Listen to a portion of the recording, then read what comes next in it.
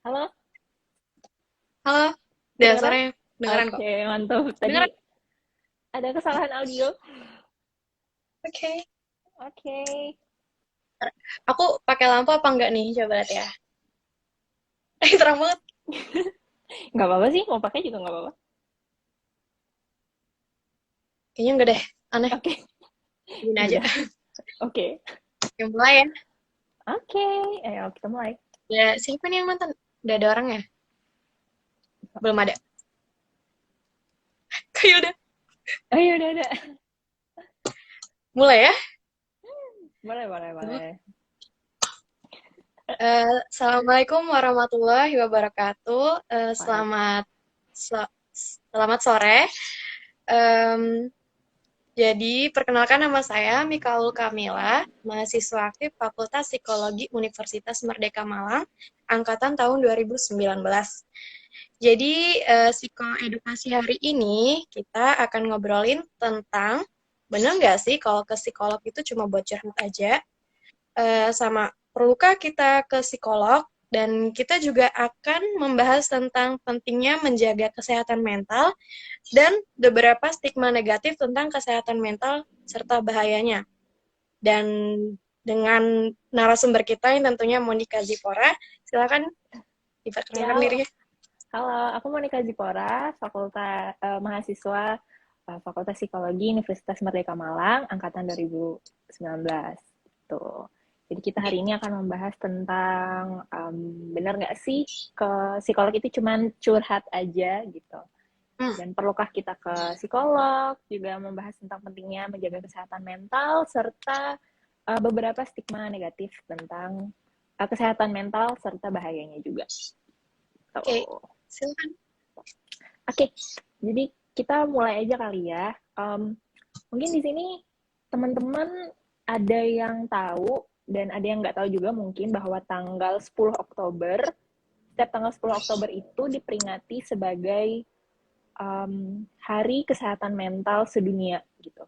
Nah, penting nggak sih menjaga kesehatan Wow, mental itu, gitu kan? Jawabannya iya. penting, gitu. Karena orang dengan kesehatan mental yang baik akan mampu mengatasi stres yang mereka alami gitu, terus mampu mengontrol emosi mereka juga, serta mampu mengontrol tindakan mereka juga gitu. Uh, dan kesehatan mental pun juga apa? Kesehatan mental yang baik juga bisa membantu seseorang untuk bisa punya pandangan yang positif untuk diri mereka sendiri dan juga untuk orang-orang yang ada di sekitarnya gitu. Nah, um, Ya. pertanyaan selanjutnya, pentingkah ke psikolog gitu?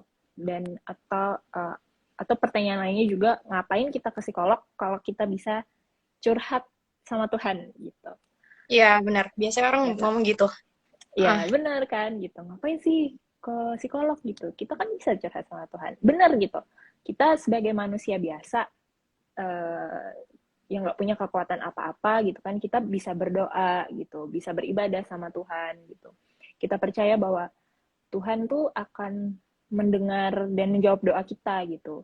Tapi kan balik lagi gitu, nggak ada salahnya juga kita sebagai manusia biasa ini melakukan keduanya gitu. Jadi di satu sisi kita berdoa dan di satu sisi kita mencari pertolongan gitu. Kan ini tuh ibaratnya sama sama kayak kita sakit secara fisik gitu kan. Misalnya kita demam ah, atau kita terluka gitu kan. iya Kita benar. pasti ke dokter dong, ke dokter Benar. periksa gitu kan, tapi di satu sisi kita berdoa juga gitu. Atau misalnya sekarang nih lagi pandemi, kita vaksin pakai masker dan kita berdoa juga dong untuk selalu diberikan perlindungan gitu. Nah, terus juga um, muncul nanti pertanyaan lagi bahwa ngapain sih kita ke psikolog kalau kita bisa curhat ke teman atau ke keluarga sendiri gitu.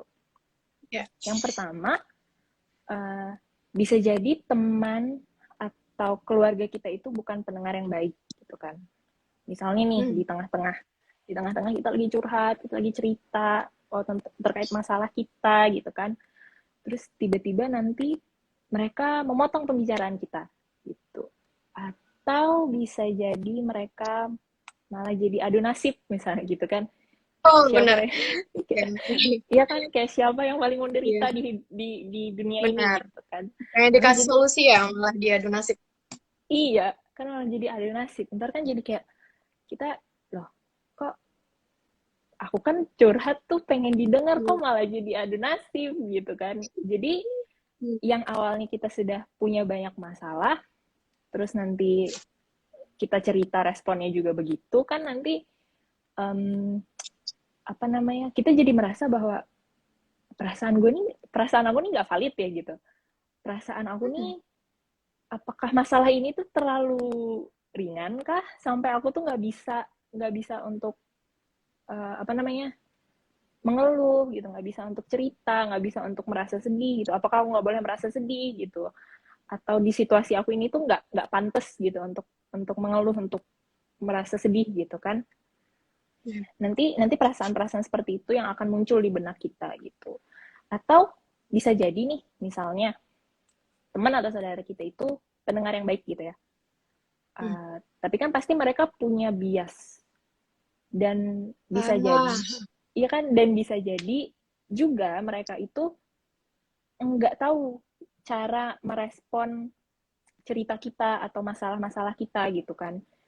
Uh, Bisa jadi mungkin mereka ngasih pendapatnya yang mungkin nggak sesuai sama kita, atau bisa jadi malah bukan solusi yang bisa membawa kita ke lebih baik, malah jadi memperkeruh suasana kan gitu.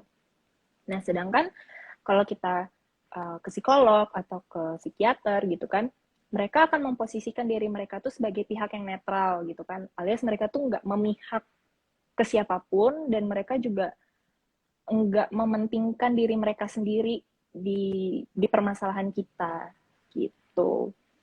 Dan terus juga um, terkadang kan kalau misalnya kita punya masalah, kita tuh nggak cuman butuh curhat dan tanda kutip atau mengeluarkan keluh kesah gitu kan. Dan ini tuh apa ya, kesalahpahaman yang sering muncul gitu, bahwa kamu ke psikolog itu ya cuman curhat aja gitu. Apa kamu ke psikolog itu cuma untuk meminta masukan, meminta saran seperti kita ke teman atau ke keluarga gitu. Sedangkan kan kalau kita pergi ke psikolog itu untuk memicu diri kita sendiri untuk lebih sadar akan diri kita, um, lebih mindful atas apa yang kita rasakan dan kita lakukan gitu. Dan pada saat kita berbicara, pada saat kita berkonsultasi, kita bercerita dengan psikolog kita, uh, apa ya, respon mereka itu kan biasanya ngawang ya, terbuka gitu, uang. open Iya. ended. Uh, Oh, benar. Ya jadi nggak yang langsung kayak mereka langsung kamu begini kamu begini kamu begini, kan nggak gitu kan. Mereka pasti Iya, akan benar. menanyakan lagi ke kita pertanyaan-pertanyaan, kita nih maunya gimana gitu kan. Benar. um, dan justru mereka itu kan sebetulnya mengorek kita untuk mencari jawaban itu sendiri gitu, yang intinya bahwa psikolog itu ada untuk kita, untuk membimbing kita supaya nanti di akhirnya kita tuh bisa jalan sendiri lagi. Nanti yang datang kita tahu nih, oh kita harus begini, kita harus begitu gitu. Lalu um, kita pergi konsultasi itu juga bisa membuat diri kita tuh mengerti tentang diri kita sendiri. Itu tadi seperti yang aku bilang bahwa mengapa kita merasakan perasaan ini, perasaan itu, terus kenapa kita berbuat ini, berbuat itu gitu kan. um, Berkonsultasi itu pada akhirnya bisa membantu kita untuk paham apa yang membuat kita sulit dan melewati masalah-masalah yang mungkin di masa yang akan datang tuh akan terjadi lagi gitu. Bahwa kan yang perlu diingat, hidup ini kan nggak yang 100% mulus gitu kan, pasti ada Iya. ombaknya gitu kan. Ada Jadi masalah-masalah itu, masalah berulang. yap, benar gitu. Jadi ya itu tadi, kita ke psikolog, kita bisa mengerti tentang diri kita sendiri gitu. Terus juga ya ke psikolog juga nggak harus pada saat kita punya masalah yang berat banget sih, misalnya kayak kita habis putus cinta atau misalnya ada orang terdekat kita yang meninggalkan kita dan lain sebagainya gitu, nggak harus begitu gitu. Jangan sampai kita punya apa ya, masalah yang berat sekali di hidup kita tuh baru kita kayak oh yaudah deh aku ke psikolog aja gitu. Pada saat kita sadar bahwa oh kayaknya ada yang nggak beres nih sama aku nih gitu, kenapa ya gitu, aku konsultasi aja deh gitu, akan lebih baik tuh seperti itu gitu. Dan perlu diingat juga bahwa manusia itu kan apa ya, banyak yang terjadi dalam hidupnya, entah itu trauma, pengalaman, cerita-cerita hidupnya gitu kan akan membentuk manusia itu sendiri gitu kan, terakumulasi semuanya gitu. Dan yang perlu diingat juga bahwa manusia itu kan akumulasinya beda-beda ya, pengalaman hidup kita kan beda, pengalaman hidup aku Iya, sama hidup kamu kan nih pasti berbeda ya beda gitu. banget. Nah, iya. Nah jadi mungkin ada hal yang menurut aku sensitif tapi menurut kamu Mika kayaknya enggak deh, kayaknya kamu aja deh yang terlalu lebay misalnya gitu, atau begitu Iya, juga ya, sebaliknya gitu kan. benar. Nah semua hal itu terakumulasi dan membentuk kita gitu kan, dan akumulasi uh, dan yang sudah terkumpul itu tadi lama-lama kan akan menumpuk, terus lama-lama juga membuat kita tuh merasa jadi tidak enak gitu. Dan kita kan kadang-kadang bisa aja tuh kayak ayo udahlah biarin aja gitu, biarkan waktu yang menyembuhkan kan gitu. Nah itu kan kadang-kadang tuh justru kalau kita ngebiarin tuh kan lama-lama nanti dia menumpuk jadi bayangan hitam, jadi awan hitam yang lama-lama tuh akan menyerang kita gitu ya. Iya, benar. Dan ya kan, dan akan membuat kita tuh jadi putus asa gitu. Nah ketika masalah itu terjadi kita tuh jadi bingung apakah cara ini benar gitu, apakah kalau aku berbuat seperti ini tuh akan menyakiti mentalku nggak ya gitu. Dan lalu juga berkonsultasi, yaitu tadi membuat kita lebih sadar, membantu kita untuk berpikir rasional terhadap apa yang kita rasakan gitu. Misalnya kalau misalnya kita lagi marah misalnya gitu ya, kita marah nih gara-gara apa nih, gara-gara lapar kah atau gara-gara kurang istirahat kah gitu. Jadi kita tuh lebih lebih sadar akan emosi kita gitu. Oh aku marah tuh karena ini gitu, dan aku harus ngapain nih supaya reda gitu. Dan lalu juga yang perlu diingat bahwa berkonsultasi dengan psikolog itu kan nggak langsung 180 derajat hidup kita tuh langsung berubah. So, kayak wah aku nggak pernah Prosesnya. ngerasa ya, wah aku nggak pernah ngerasa sedih lagi nih, aku seneng terus gitu kan, manusia paling bahagia sedunia gitu kan nggak gitu. Kan nggak gitu. Merasa sehat mental Iya. seluruhnya. Nah, dengan kita berkonsultasi ke psikolog itu kan kita setelah kita lebih paham akan emosi kita bisa mengontrol emosi kita kan, jadinya kita lebih tenang, lebih netral gitu, lebih bisa berpikir rasional apa yang akan atas apa yang terjadi itu. Ada masalah, kita paham bahwa oh masalahnya ini, kita bereaksinya seperti ini. Lalu apa nih yang harus aku lakukan gitu untuk menyelesaikan masalah ini gitu.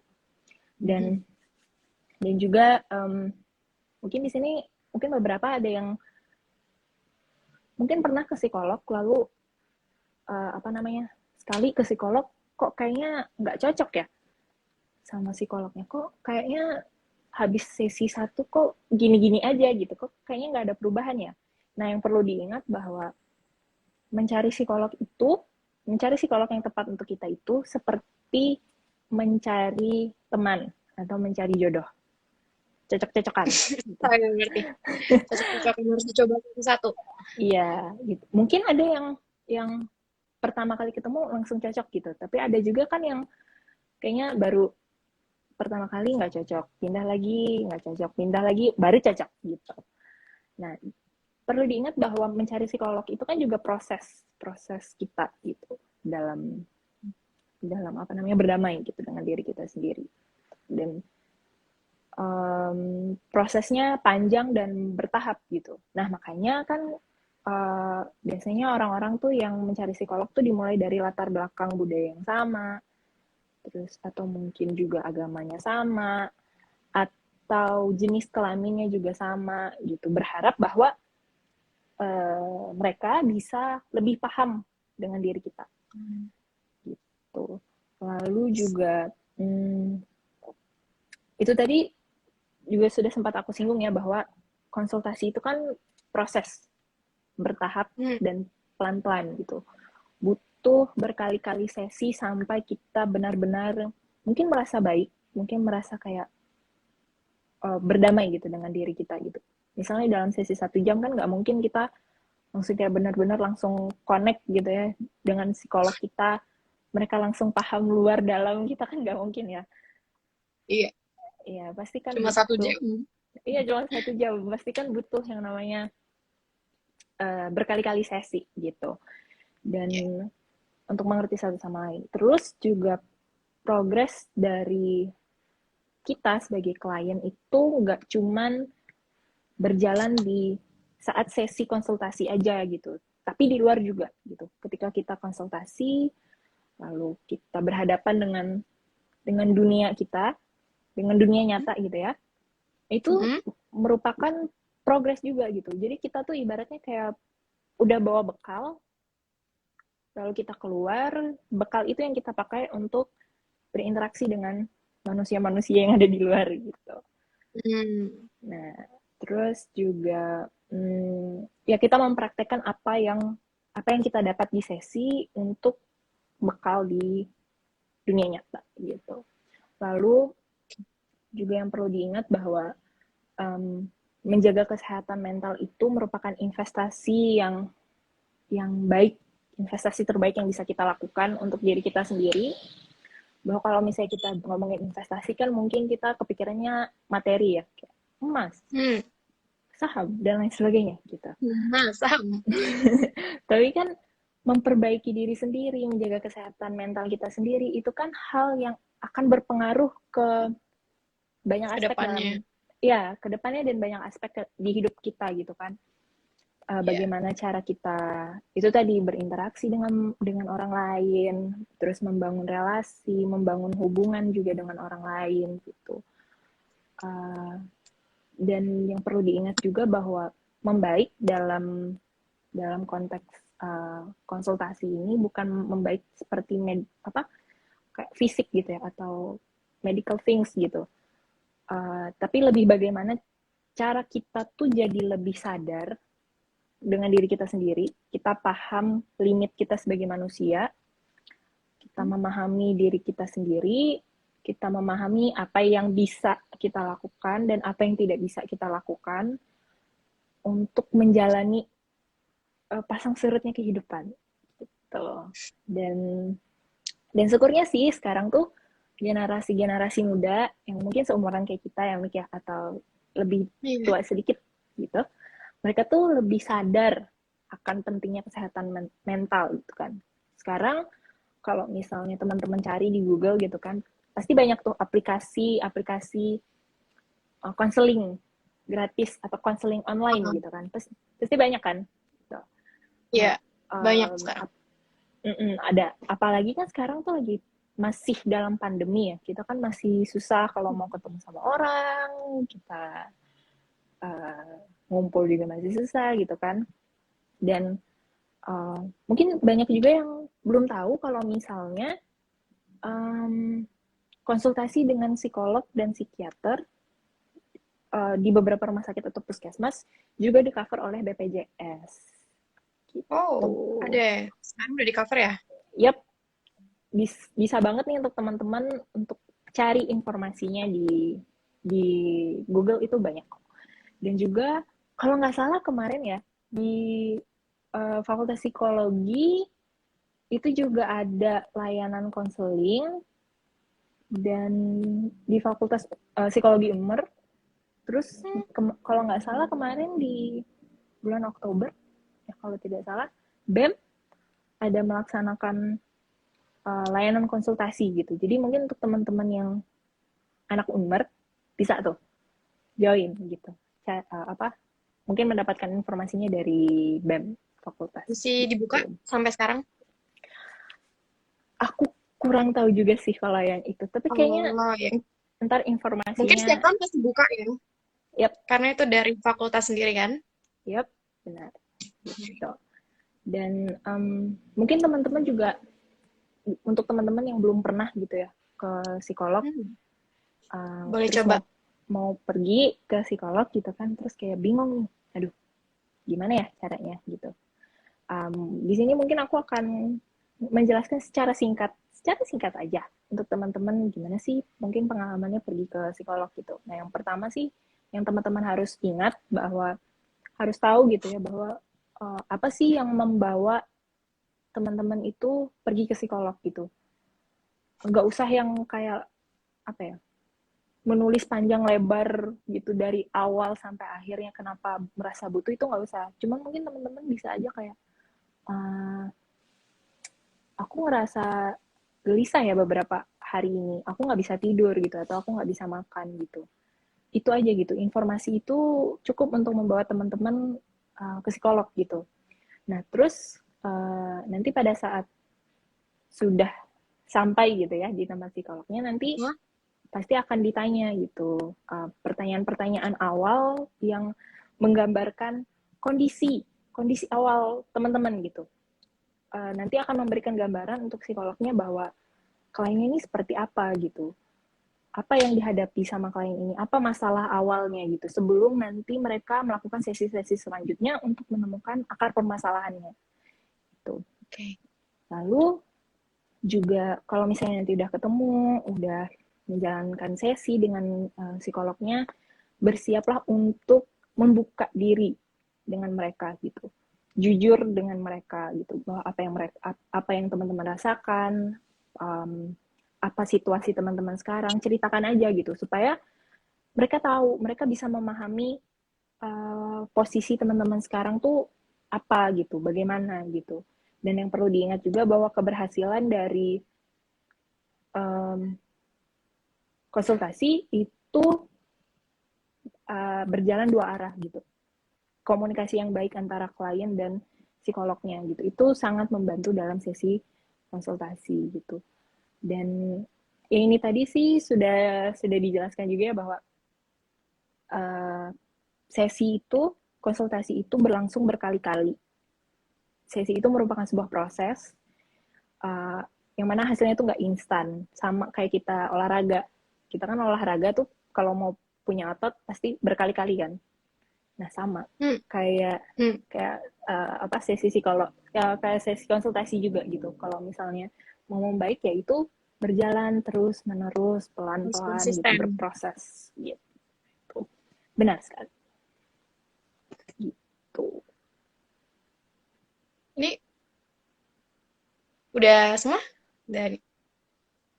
Uh, Bentar, masih ada beberapa lagi Oke, yang mau aku silakan. sampaikan bahwa uh, yang penting juga bahwa mengenali kesehatan mental itu merupakan bentuk kepedulian diri kita terhadap diri sendiri gitu ya. Atau yang biasanya kita sebut sebagai self awareness, Hmm. yang mana bahwa kita tahu nih kenapa kita stres, kenapa kita emosian, kenapa kita sedih gitu kan. Itu akan Hmm. membantu diri kita sendiri gitu. Dan yang perlu diingat bahwa kesehatan mental itu sangat-sangat berkaitan dengan kesehatan fisik gitu. Dimana bahwa tanpa kesehatan mental kita nggak akan mendapatkan kesehatan fisik yang sebenarnya gitu. Contoh sederhananya begini, Oh. uh, misalnya kita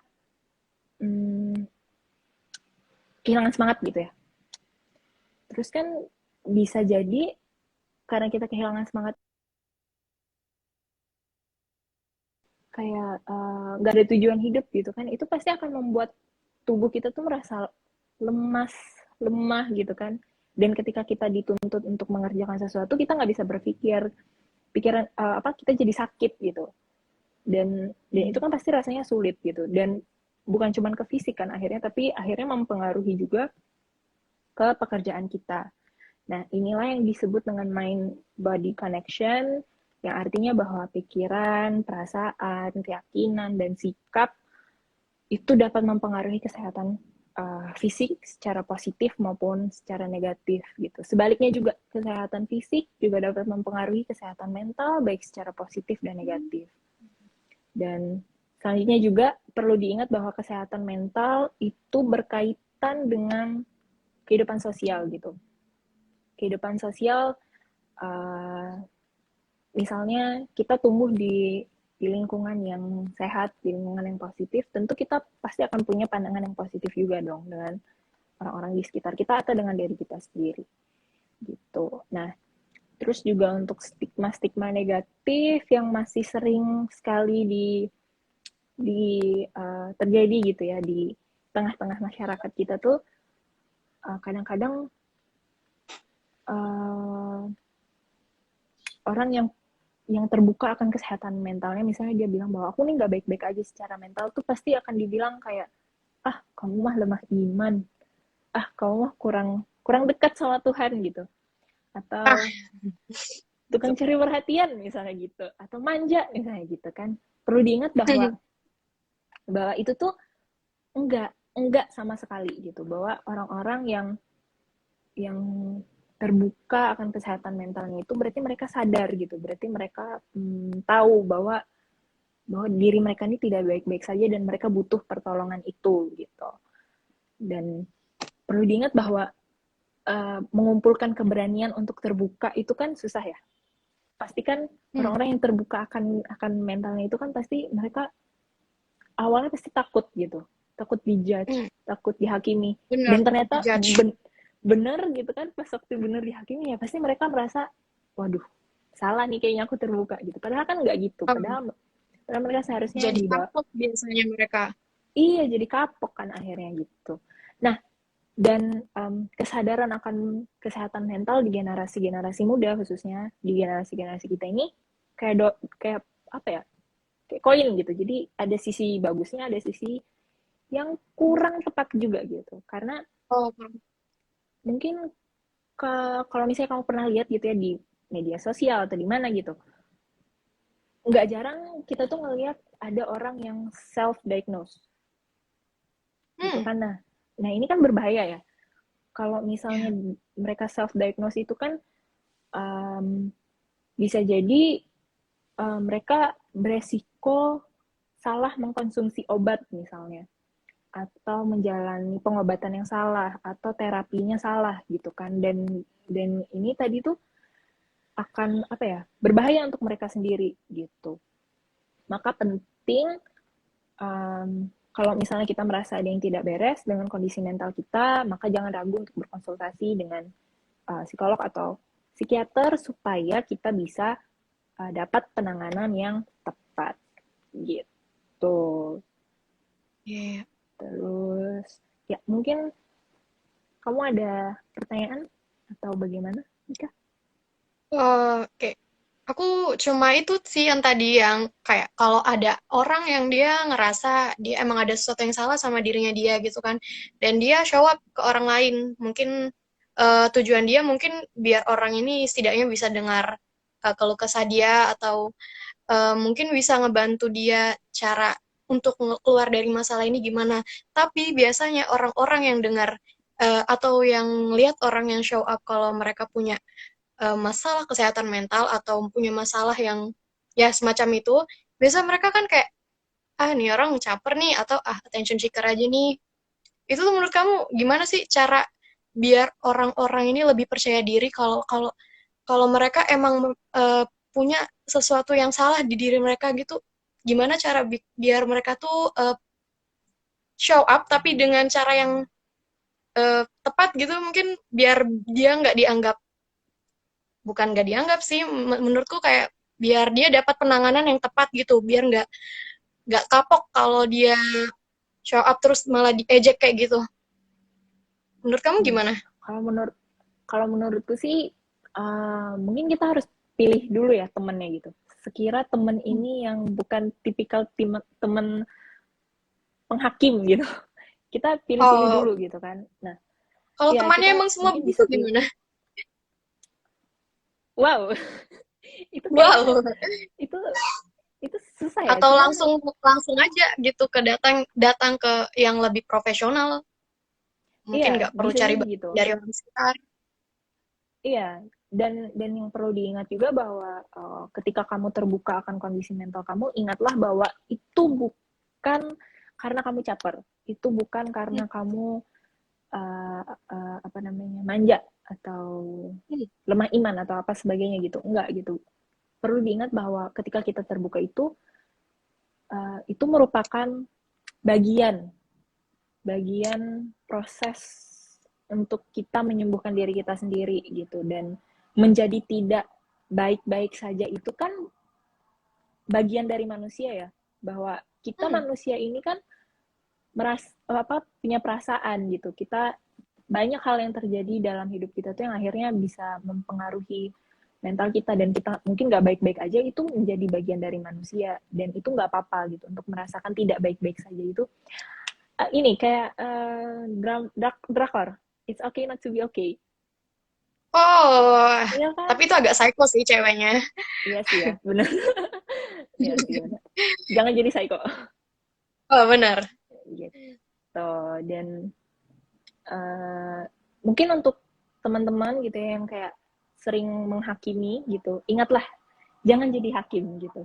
Jadilah pendengar yang Ah, baik, jangan jadi pengadil gitu, karena ketika orang itu bercerita dengan kita, mereka terbuka dengan kita, itu tandanya mereka percaya sama kita benar. gitu.